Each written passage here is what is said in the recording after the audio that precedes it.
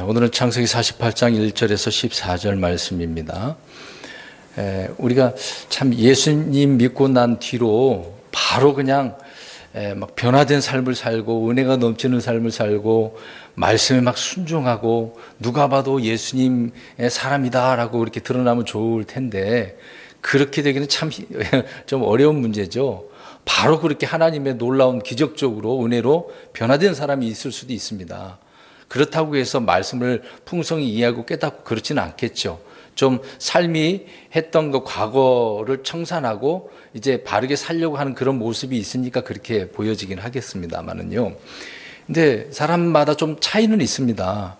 나이가 들어서 나중에 예수님 믿고 구원받은 사람이 있고 젊었을 때 구원받은 사람이 있고 애초에 주님을 따라 부모님을 따라서 어렸을 때서부터 흔히 말하는 모태신앙 그렇게 표현하지 않습니까? 그렇게 교회에 나온 사람들도 있잖아요. 근데 어느 누가 믿음이 좋고 누가 다 잘 믿는다라고 또 말할 수도 없습니다. 어머니 뱃속에서부터 그렇게 뭐 교회 왔다 갔다 해서 모태신앙을 하지만 그렇다고 해서 그 자녀가 물론 나중에 뭐 어른이 된다 하더라도 믿음 좋은 사람이다라고 또 말할 수도 없습니다. 그러니까 뭐 1년이 됐든 10년이고 20, 30년 뭐 쭉 수십 년이 됐든 간에 하나님의 말씀을 통해서 점점점 자라가야 된다는 얘기입니다. 그냥 어렸을 때부터 뭐 하나님 알고 예수님 말고 그렇다고 해서 정말 능력 있는 삶을 살아가는 경우는 거의 없다 그 얘기입니다. 그래서 오늘 누구를 이야기하려고 하냐면 우리 야곱, 이름을 또 이제 이스라엘로 하나님께서 명명해 주시지 않았습니까? 이름을 그렇게 바꿔주시고. 근데 이 야곱이 과거와 지금 나이 들은 죽기 전에 그 이스라엘의 그 모습을 비교해 보면 그렇다는 겁니다. 우리가 알다시피 야곱이 처음서부터 물론 하나님을 믿는 사람이긴 하지만 믿음 좋은 사람, 착한 사람, 신실한 사람 그렇게 생각하는 사람은 없습니다. 성경 읽어보면 그렇진 않잖아요. 야곱은 이제 어린 시절은 나오지는 않지만 갑자기 형의 것을 빼앗아 버리기도 하고 축복받으려고 속이기도 하고 그 다음에 어떤 재물을 얻기 위해서 복받기 위해서 별의별 수단과 방법을 가리지 않습니까?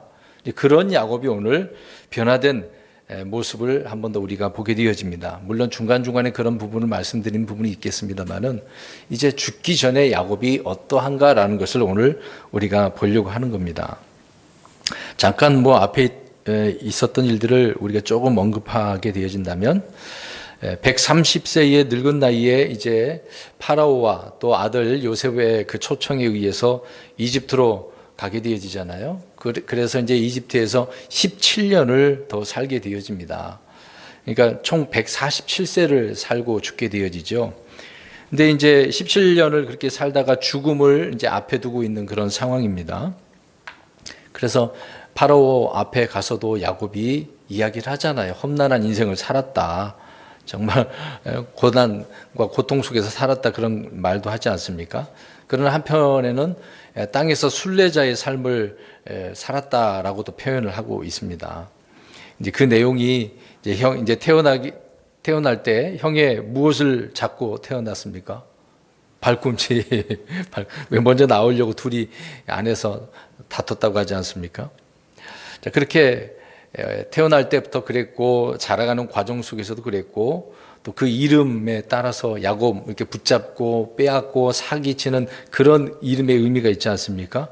그러니까 이름대로 평생을 그렇게 산 사람이 야곱이었다는 얘기입니다. 그래서 속고 속이고 또 훔치고 빼앗고 빼앗기고 때로는 숨어 다니기도 하고 도망치기도 하고 그런 삶을 야곱이 살았다는 거죠. 그러다가 이제 하란에서 4명의 부인, 삼촌의 2딸과 또 그 종이 있었지 않습니까? 그래서 4명의 부인을 통해서 아들을 몇이나 낳았습니까? 12명. 물론 딸도 하나 있었습니다만은. 근데 자녀가 그렇게 많으면 얼마나 다복해요. 아내가 물론 그 당시엔 그렇다 치더라도 정말 행복해야 되지 않겠습니까? 근데 어때요? 자녀들 낳았습니다만은. 또 아내들이 4이나 되지만 어떻습니까? 그렇죠. 서로 뭐 시기하고 다툼 있고 또 심지어는 자녀들이 이제 요셉을 죽이려고 하는 살인 뭐 그런 거잖아요. 또 인신매매 팔아버리지 않았습니까? 또 르우벤 같은 경우에는 아버지 침상을 더럽히는 그런 일도 있었지 않습니까? 그러니까 야곱의 인생이 정말 험악했다, 이루 말할 수 없었다라고 하는 부분입니다.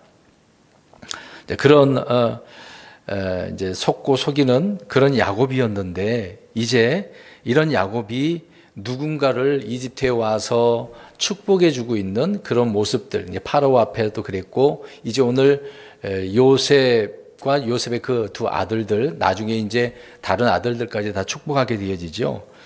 어떻게 보면 이제 엄청난 변화, 굉장히 오래 걸렸습니다. 젊었을 때 그렇게 됐으면 얼마나 좋았겠습니까마는 죽기 전에 이제 이런 것을 볼 것을 다 보고 이런 모습을 보여주고 있는 거죠.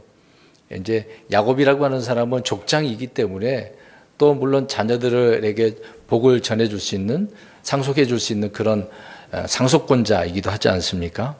그렇기 때문에 누군가를 축복하는 인생의 마지막 부분을 우리가 보게 된다라고 하는 부분입니다. 그래서 요셉의 아들들을 불러서 축복했고, 요셉을 축복하고 아들들을 모두 축복하게 되어지는 그런 내용을 앞으로 우리가 보게 되어집니다. 이제 이것을 보면 더 이상 이제 야곱은요, 복을 얻기 위해서 다른 일을 할 필요가 있습니까? 없습니까? 이제 그럴 필요가 없어요. 이제 복을 얻으려고 막 뭘 빼앗고 속이고 그럴 필요가 없단 말입니다. 이제는 어떻게 해주는 사람이에요? 네, 복을 빌어주는 사람. 이제 복을 이제 물론 하나님 주시는 건데, 이제 복을 축복해 주는 그런 사람이라는 거죠. 이제 누구에게나 복을 빌어줄 수 있는 그런 사람이 되었다라고 하는 것입니다. 그러니까 죽기 전에 이렇게 변화된 모습을 보게 되어진다는 거죠. 이제 과거에는 나를 축복해 달라고 그렇게 했다가 이제 오늘 9절 말씀 끝부분에 보니까 뭐라 그래요? 뭐라 그랬습니까? 내가 그들을 축복하라. 요셉의 두 아들들을 이야기하고 있는 거죠. 내가 그들을 축복하노라. 축복받겠다는 얘기 아니라 축복하겠다라고 이야기를 하고 있습니다. 그러니까 이제 야곱이 이스라엘로 살면서 이스라엘로서의 삶을 이렇게 보여주고 있다라고 하는 부분이 되겠죠. 그러니까 이것을 생각해 보면 우리는 야곱처럼 이 땅에서 누군가를 축복할 수가 있어요. 물론 이스라엘 유대인들처럼 우리는 이런 의미는 아니겠습니다만은, 우리는 주님 안에서, 주님께서도 우리에게도 축복하라고 했지 않습니까? 주님은 우리에게 축복해야 될 그런 대상을 말씀해 주셨습니다. 좀 아이러니하는 부분이 되겠습니다만은, 누군가 나를 욕하고 저주하는 사람들을 어떻게 하라고 합니까? 축복하라고 그랬어요. 이런 의미에서 우리 그리스도인도 복을 줄 수 있는, 그러니까 준다는 것은 또 아니겠습니다만은 복을 빌어줄 수 있는 그런 사람이 되는 거죠. 나를 핍박하는 사람들, 이렇게 욕을 하는 사람들에게 축복하는 거고, 악을 악으로 욕설을 하지 말라고 하지 않았습니까? 오히려 반대로 축복하라라고 주님께서는 말씀하셨고, 또 사도들도, 베드로도 이제 바울도 그렇게 이야기를 하고 있는 것입니다. 그러니까 서신서들을 보면 이게 나중에 이런 축복해 주는 그런 내용들이 많습니다. 그래서 저와 여러분들은 이런 사람들에게 축복해 줘야 돼요. 나에게 잘하는 사람에게만 이거 복을 빌어주고 기도해 주고 그러지 말고, 나에게 해악을 끼치는 사람에게도 우리가 그런 마음을 가져야 됩니다. 그만큼 그런 사람들은 성장한 사람이에요. 오늘 아까 계속 얘기한 부분이잖아요. 내가 그런 사람이 되기 전까지는 나밖에 모르는 거예요. 야곱처럼.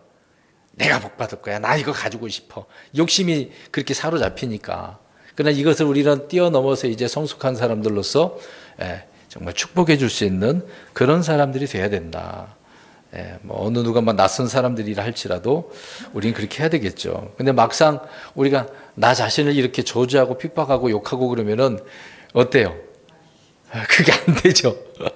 오히려 막 잠 못 자요. 그런 사람 때문에. 그 한마디 때문에 내게 막 상처를 주면 밤새도록 잠을 못 자요. 그게 생각나가지고. 참 어려운 부분이긴 합니다. 아무튼 우리는 왕가의 제사장으로서 제사장이 할 일이 있지 않습니까? 그래서 누군가를 위해서 복을 빌어주는, 그렇게 복을 상속받게 하는 그런 사람들이 돼야 된다는 얘기죠. 그런 사람들이 성숙한 사람, 변화된 사람이라는 것입니다.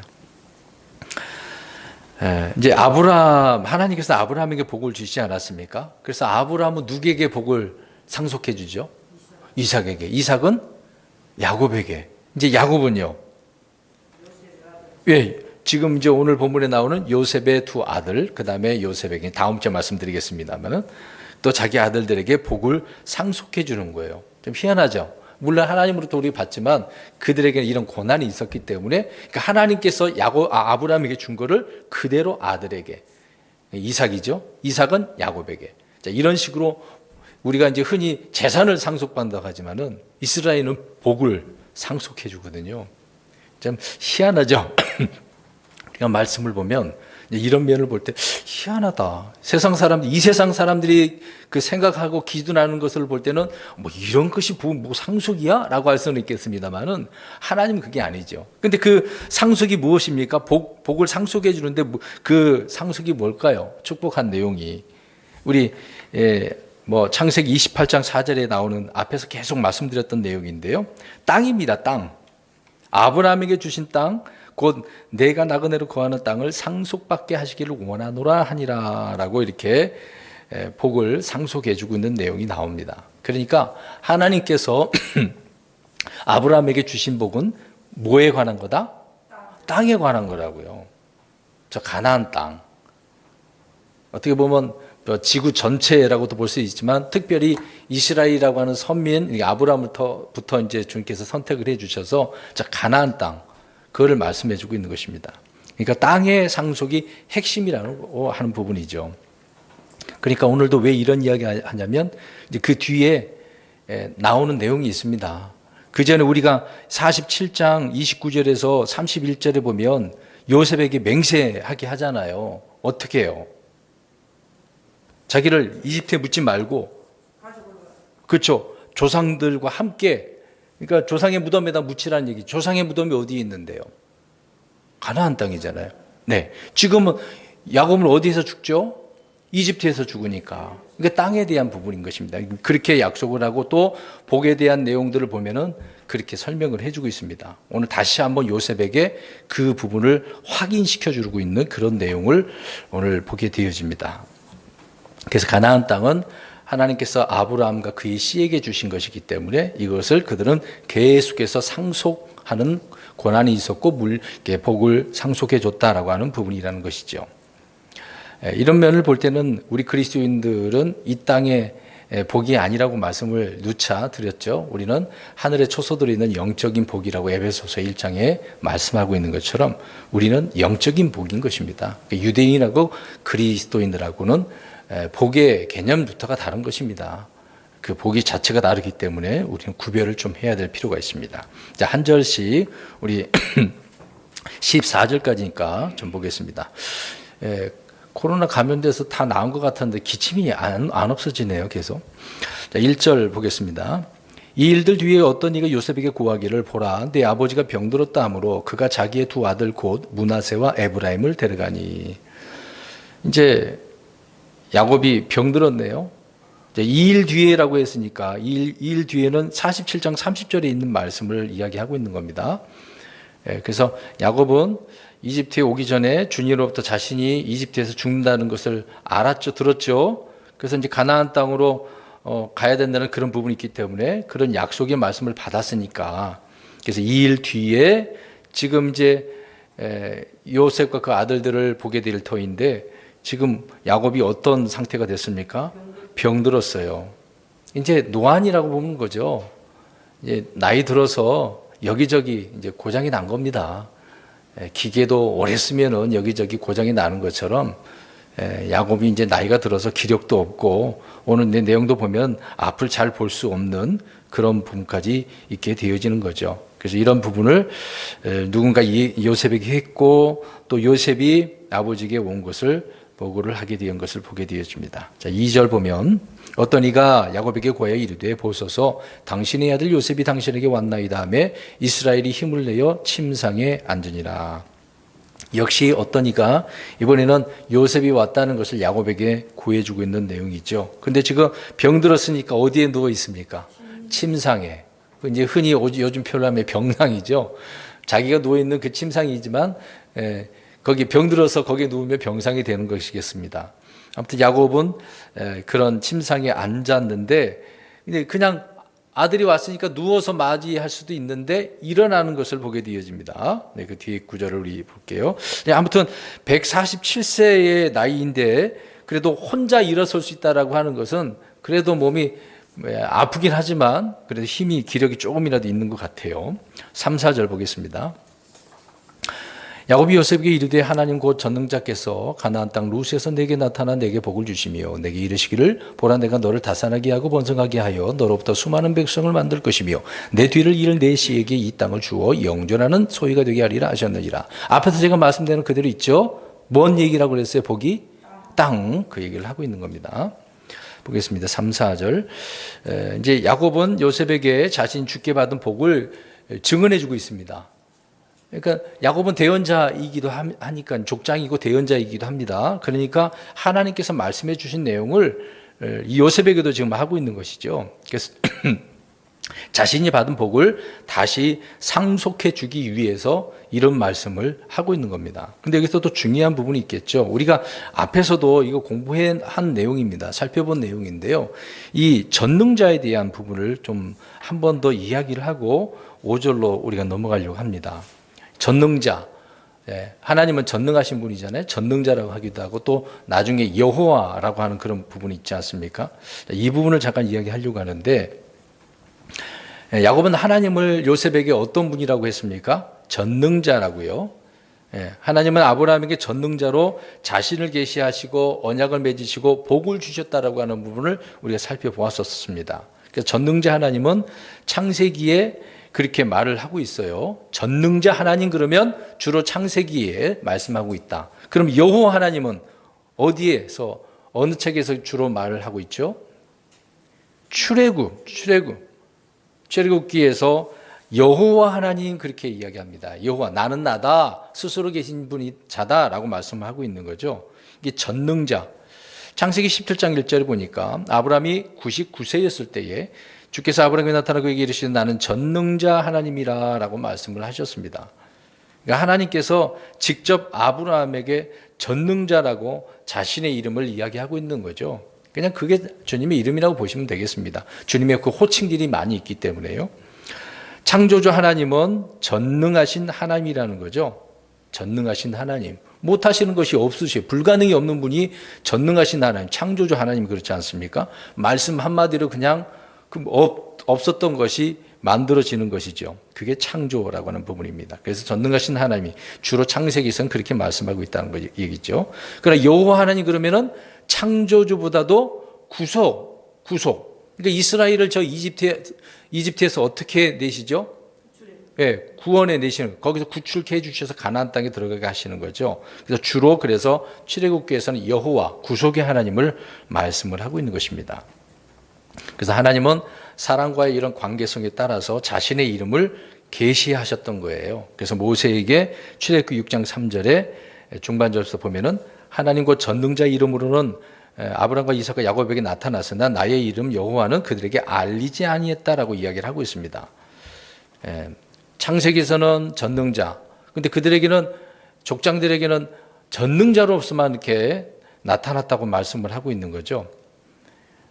근데 하나님은 근데 잘 보세요. 그러면은 어떻습니까? 여기 잠깐 보세요. 전능자로 나타나지 않았다고 하니까 그러면 아브라함, 이삭, 야곱은 그러면 여호와 하나님에 대해서 몰랐을까요? 족장들은 당연히 알죠. 전능자 하나님도 알고 여호와 하나님도 아는 자들입니다. 근데 이걸 오해를 하지 말아야 되는 부분인데, 그러니까 아무튼 하나님께서는 전능자의 이름으로 말씀을 하셨다. 근데 이제 오해를 하니까요.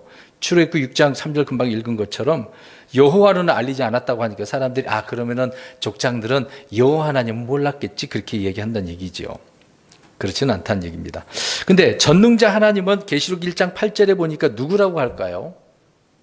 전능자 하나님. 그러니까 아버지 하나님 전능자 하나님인데 그분이 또 계시록 1장 8절에 보면 주 예수 그리스도를 이야기해 주고 있는 거죠. 처음이고 마지막이신 우리 예수님이 전능자라고 말씀을 하고 있는 것입니다. 아브라함에게 전능자로 이렇게 나타나셨고 또 야곱에게 전능자로 나타나신 하나님, 그분이 바로 알파와 오메가이신 우리 예수님이다 라고 하는 부분이라는 것이죠. 창세기 22장 14절에 우리가 모리아 산에서 이제 아브라함이 뭐라고 하지 않습니까? 자기 자식을 죽이려다가 죽이지 말라고 해서 숯불에 걸려있는 순양을 하나님 앞에 드릴 때 그 한마디 무슨 단어를 사용하죠? 여호와 이레. 그때 여호와라는 단어를 썼잖아요. 그러니까 아브라함은 여호와 하나님을 알았다 그 얘기죠. 이걸 오해하지 말자라고 하는 차원에서 잠깐 말씀을 드렸습니다.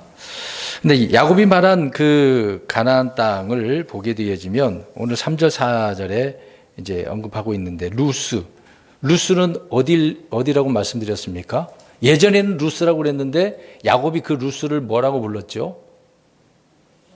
베델이라고 불렀습니다. 그래서 4절에 주님께서 말씀하신 그때가 베델에 있었을 때를 이야기를 하고 있는 거거든요. 그래서 그때 하나님께서 내게 젖는 자께서 나타나셔서 이런 복을 주셨다. 그래서 이 복을 내가 너에게 상속한다. 그것을 지금 쭉 이야기하고 전개하는 내용 중에 이 말씀이라는 것이죠. 야곱은 죽기 전까지 주님의 말씀을 이렇게 쭉 기억하고 있는 것을 보게 되어집니다. 지금 보세요. 147세, 그러면 우리 굉장히 오래 산 나이 아니겠습니까? 그 당시로 따져보면 더 살 수도 있었겠습니다만은 굉장히 오래 산 거죠. 근데 그런 나이인데도 불구하고 주님의 말씀을 다 또박또박 어떻게 하고 있습니까? 기억하고 있다는 겁니다. 잊지 않았다는 거죠. 그것을 말씀을 읊조리면서 아들 요셉에게 지금 이야기해 주고 있잖아요. 지금 어떤 상태인데 침상에 누워있는 병든 상태란 말이죠. 그럼에도 그의 혼은, 몸은 그렇게 좀 망가졌다 하더라도, 병들었다 하더라도 혼은 맑은 상태예요. 약속의 말씀을 마음속에 깊이 간직하고 붙들고 있기 때문에 우리가 그래야 돼요. 병들어도요, 몸에 기력이 없어도요, 말씀 정도는 좀 또렷하게 이렇게 기억을 하고 있어야 돼요. 막 고통 속에 있을 때 주님의 말씀을 기억하고 막 읊조리면서 힘을 얻을 수 있는 거 아니겠습니까? 그래서 그 말씀 가지고 주님 도와주세요. 그럼 막 힘이 나는 거잖아요. 근데 그런 상태에서 말씀도 기억 안 난다고 생각해 보세요. 그럼 어떻게 되겠습니까? 그냥 빨리 죽고 싶은 생각밖에 안 날 겁니다. 그러니까 우리가 야곱처럼 병들었습니다마는, 나이가 들었습니다마는 그래도 주님의 말씀들을 기억하고 있는 것을 봅니다. 5절, 내가 이집트에 있는 내게로 오기 전에 이집트 땅에서 내겐 태어난 내 두 아들 에브라임과 므낫세는 이제 내 것이니라. 루벤과 시므온처럼 그들은 내 것이 될 것이요. 근데 뒤에 내용을 살펴보면 야곱이 이 두 아들을 보지 않았던 것 같아요. 이 14년 그 기간 동안에.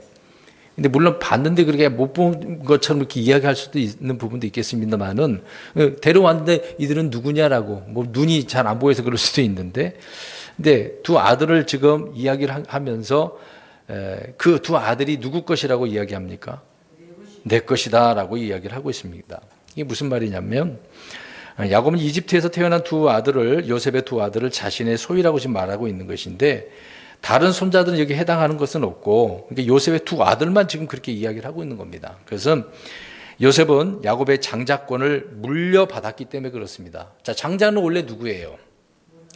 루벤인데, 근데 이제 역대기서를 보게 되어지면 사실 루벤이 장자이지만 장자권은 누구에게 주어졌다고 그랬습니까?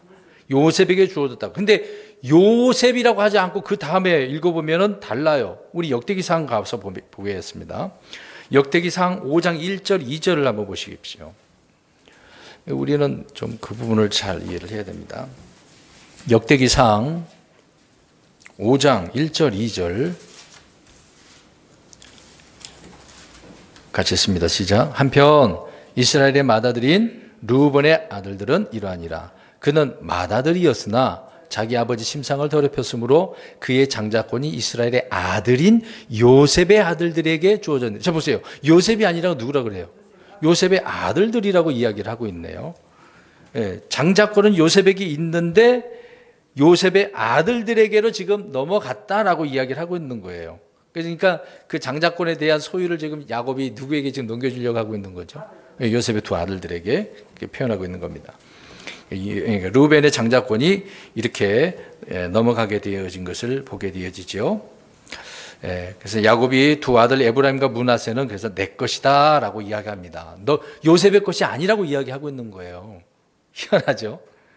그들에게 아들과 같은 유업의 상속과 복을 줄 것을 지금 말하고 있는 내용이에요. 지금요. 아주 이게 하나님을 통해서 계시받은 것이 있기 때문에 지금 이렇게 하는 것이지 그냥 하는 게 아니란 말입니다. 그냥 내가 요셉을 사랑했으니까 그 아들들에게 내가 이 복을 줘야지 그게 아니라 하나님의 말씀을 받아서 주는 거다라고 하는 부분인 것이죠. 근데 형제들에게 미움을 받은 요셉을 장자로 삼고 상속으로 2배의 몫을 주어야 하는 것이죠. 그래서 요셉의 아들 둘을 아들로 삼아서 요셉에게 주어야 할 2몫을 지금 주려고 하는 것입니다. 자, 보세요. 미움을 받는 아들에게 몇 배를 주라고 그랬을까요? 2배. 우리 문제도 풀었었어요, 이거. 우리 신명기 가서 보겠습니다. 이번에 우리가 성경 읽을 때도 나오는데, 그 내용이요. 오늘 요셉 이 이야기를 우리가 생각해 보면, 야, 이런 말씀이 있었기 때문에, 이제 아버지가 자녀를 낳는단 말이에요. 근데 미움을 받는 자녀에게는 2배를 주라고 그랬어요. 요셉이 미움 받았어요, 안 받았어요? 받았는데 2배 받았지 않습니까? 신명기 21장 17절. 우리 좀 읽어보겠습니다. 시작. 아직 못 찾으셨어요? 신명기 21장 찾으셨습니까? 21장 17절 시작. 미움을 받는 자의 아들에게 자기가 가진 모든 것에서 2몫을 줌으로써 그를 맏아들로 인정할지니라. 그 아들이 그의 힘이 시작이므로 맏아들의 권리가 그의 것이니라. 네. 이거는 이제 율법을 주어줘서 이걸 그렇게 하라고 말씀하고 있는 거죠. 그러니까 요셉은 율법 이전 시대였음에도 불구하고 이 율법에 따라 맏아들로 장자로 인정을 받는 것을 보죠. 그리고 모든 소유의 2몫을 받게 되어지는 것입니다. 우리 이 부분에 있어서 앞으로 예언적인 부분이기도 합니다만은 앞으로 천년왕국 동안에요. 이스라엘 백성들 가운데 이제 지금 요셉의 2 아들들에게 이 2몫을 주는 것을 보게 되어집니다. 자, 또 보겠습니다. 이 구절을요. 에스겔서 47장 13절입니다. 에스겔서 47장 13절. 창세기에 있는 말씀이요. 그냥 창조적인 그런 부분만 언급한 게 아니라 나중에 천년왕국 마지막 그런 내용까지 다 다루고 있는 부분을 보게 되어지죠. 47장 13절 시작. 주 하나님께서 이같이 말씀하시느니라. 땅의 경계는 이러하리니 너희는 그 경계에 의거하여 이스라엘의 12지파에 따라 그 땅을 상속하되 요셉은 2몫을 차지할지니라. 여전히 므낫세하고 에브라임은 있습니다. 요셉과 레위는 좀 빠지는 부분이니까 요셉에게 2몫을 주는 내용이 과거로 이걸로 끝난 게 아니라 계속해서 2몫이 주어지게 되어지는 거죠. 율법에도 그렇게 나와 있는 것처럼요. 그래서 이거는 그냥 한 게 아니란 말이에요. 야곱이 뜬금없이 그렇게 한 건 절대 아니라 그 얘기입니다. 자, 오늘 본문 48장 6절 보겠습니다. 내게서 나올 자 곧 그들 다음에 내가 낳을 자들이 내 것이 될 것이며 그들은 자기 형들의 상속 재산 가운데서 자기 형들의 이름을 따라 이름이 붙여지리라. 아멘. 자, 이 내용을 보면 야곱은 이제 요셉이 므낫세와 에브라임은 이제 야곱의 것이니까 그 외에 요셉이 이제 자녀를 낳으면 그제서야 누구의 것이라고 그래요? 요셉의 것이 된다라고 이야기합니다. 그러니까 이제 그들은 자기 형들의 상속 재산 가운데 형들의 이름을 따라 불린다고 그렇게 말을 하고 있는데 에브라임과 므낫세가 요셉이 죽기도 전에 이렇게 야곱을 통해서 미리 상속을 받게 되어진 내용이죠. 이 요셉의 다른 아들이 있다라고 한다면 이제 요셉에게 받을 그런 상속은 실질적으로 자기 형들이 이미 모두 받았기 때문에 그러니까 누구에게서 이제 받는 거예요. 그러니까 요셉이 다음에 이제 므낫세하고 에브라임 말고 다른 아들들이 태어났어요. 그들이 상속받으려면 이제 누구에게서 받아야 되냐 이 말이에요. 그렇죠. 에브라임과 므낫세가 주어진 거기에서 받아야 된다고요. 요셉의 다른 아들들은 요셉에게서 받는 게 아니라 그 2형 있잖아요. 그러니까 므낫세하고 에브라임이 받은 거에서 받아야 된다 그 얘기를 하고 있는 겁니다. 좀 헷갈리는 부분이 있는데 과거에 저도 이걸 이해를 못했던 부분이 하거든요. 그러니까 이게 정확하게 지금 요셉에게서 받는 게 아니라 그 2 형제에게 받는 거다. 네네. 이제 또 아들들은 없잖아요. 낳지 않았죠. 두 아들들만 있기 때문에. 후에 요셉의 아들들은 그래서 그 이름이 아버지의 이름을 따라서 요셉 지파가 아니라 형들의 이름인 에브라임 지파, 므낫세 지파로 그렇게 불리게 되어지는 거예요. 그렇게 나중에 태어난 그 후손들은 요셉 지파라고 하지 않는다는 얘기입니다. 그냥 에브라임 지파, 므낫세 지파로 불립니다. 물론 계시록에 요셉 그 이야기를 한 부분도 있습니다. 14만 4천 이야기할 때 거기 한번 요셉 이야기가 나오긴 합니다. 7절입니다.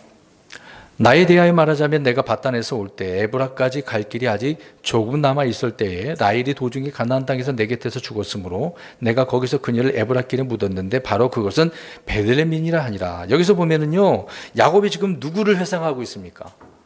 정말 사랑했던 라헬. 자, 뜬금없이 왜 라헬이 나왔을까요?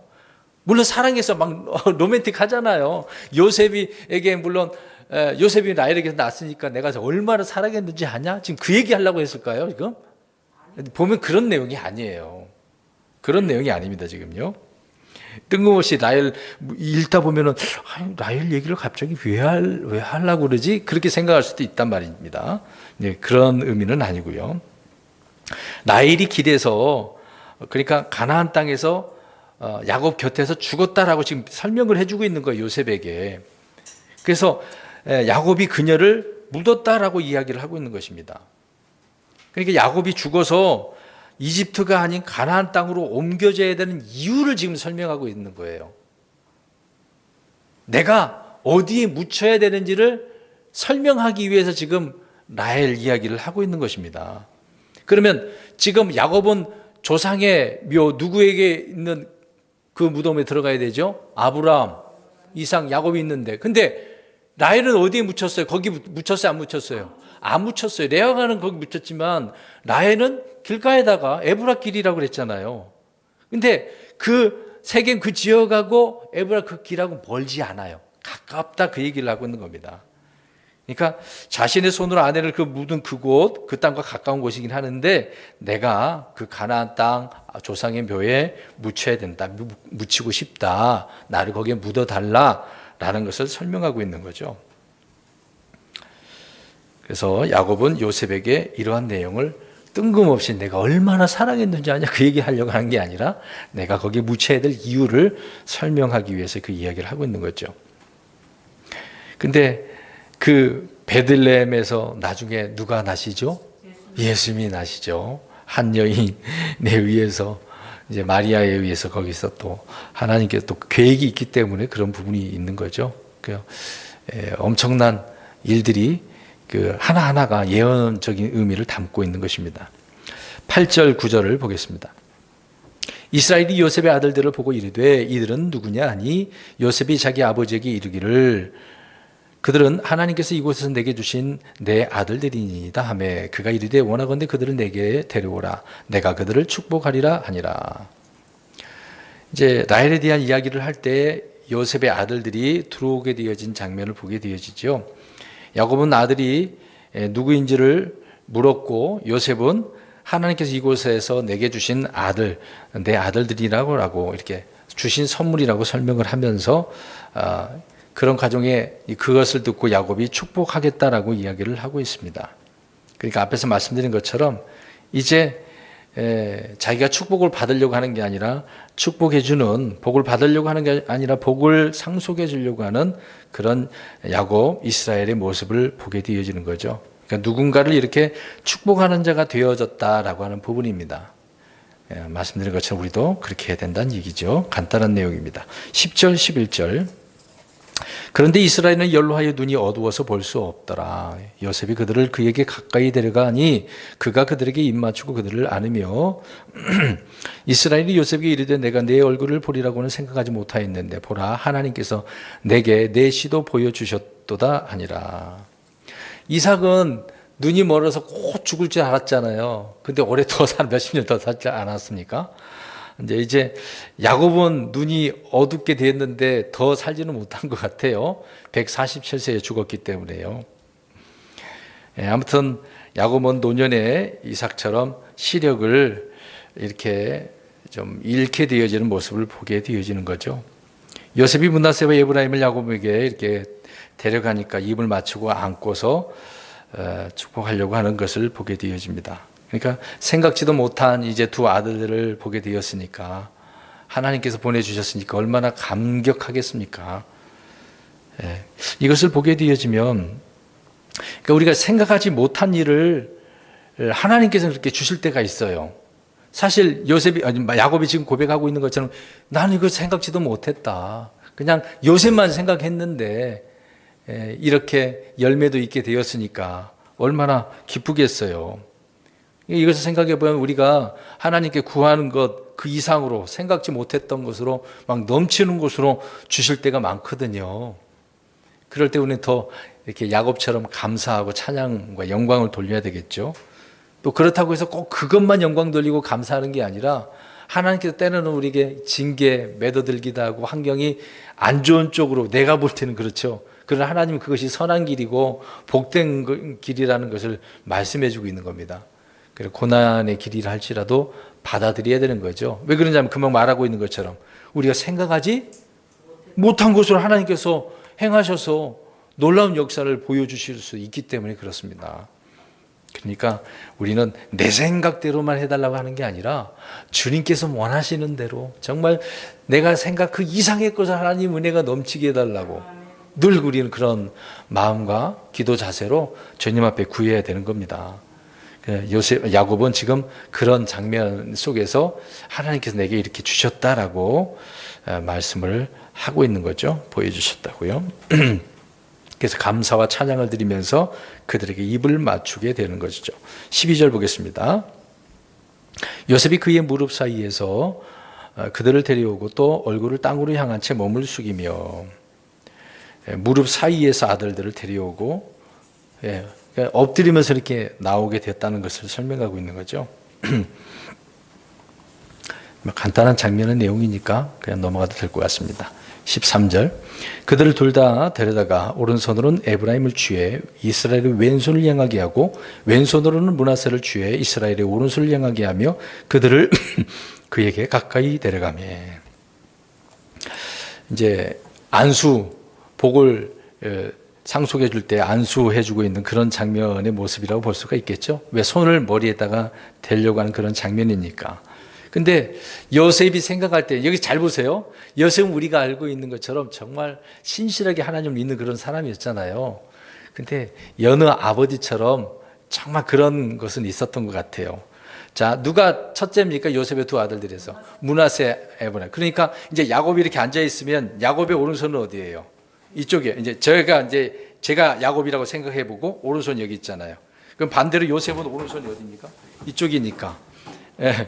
그래 이렇게 서로 엇갈려서 이렇게 하고 있는 장면이잖아요. 예, 의도적으로. 네. 자, 이런 부분을 장면을 한번 보시기 바랍니다. 요셉은 그렇게 하면서 왜 그런 거예요? 지금 누가 상속을 받아야 된다고 생각해요? 그렇죠. 므낫세. 그러니까 첫째를 형들의 머리로 이렇게 세우려고 하는 요셉. 이게 요셉도 마찬가지로 이 상속 복에 대한 것을 생각하고 늘 있었다는 거죠. 특별히 자기 아버지가 이렇게 축복해 준다고 하니까 먼저 므낫세에게 받기를 그렇게 하려고 했던 것이죠. 아버지들은 다 그런 것 같습니다. 첫째. 근데 때로 어떻게 보면은 실망할 때가 또 있는 거죠. 근데 성경에 보면 첫째보다도 둘째, 이유가 있습니다. 이유가 있어요. 좀 이따 설명드리겠고요. 네. 그래서 요셉은 장자 계승을 그렇게 자기가 생각한 대로 했지만 야곱은 어떻게 하려고 그래요? 바꿔버리죠. 자, 그것도 보겠습니다. 14절. 마지막 구절이네요.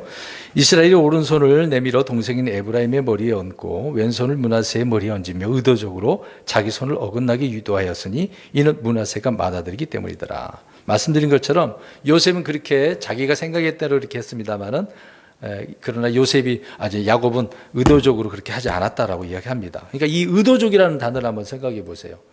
지금 축복, 이게 땅을 상속해 주는 복을 줘야 되는데 지금 알고 있는 거예요, 없는 거예요? 알고 있는 거예요. 하나님께서 그렇게 야곱을 통해서 하라고 명령하신 부분이죠. 다 그런 내용은 안 나오지만, 그러니까 의도적으로 야곱은 그렇게 해야만 하는 것을 알고 있었기 때문에 했다라고 하는 부분인 것입니다. 그러니까 실수가 아니란 얘기예요.